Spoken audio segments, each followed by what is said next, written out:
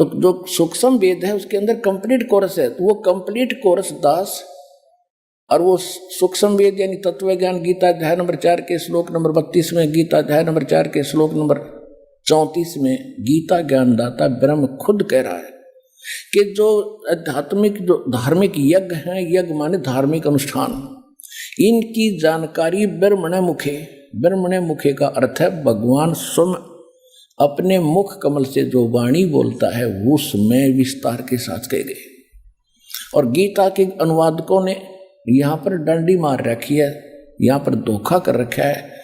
इन्होंने ब्रह्मणे मुखे का अर्थ कर दिया वेद की वाणी, चौथे अध्याय के 32वें श्लोक में, ये गलत कर दिया। ब्रह्मणे माने सच्चिदानंद घन ब्रह्म, परम अक्षर ब्रह्म, उसके मुख से बोली हुई वाणी में सब स्पष्ट लिखे। 17वें अध्याय के 23वें श्लोक में 3 मंत्र है। ओम तत्सत इति निर्देश है ब्रह्मणे त्रिविध समर्थ है।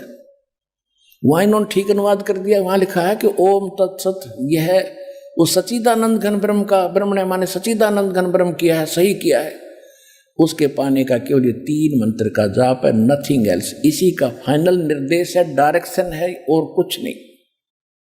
तो यहां इन्होंने चौथे अध्याय के 34वें श्लोक में गीता जी में इन्होंने गलत कर दिया, ब्रह्मणे का अर्थ कर दिया वेद की वाणी। मूर्ख कहेंगे। देखिए राजा का अर्थ कोई वेद कर सकता है, संविधान कर सकता है? ब्रह्म का अर्थ वेद नहीं हो सकता, ये मूर्खता कर रखे ना।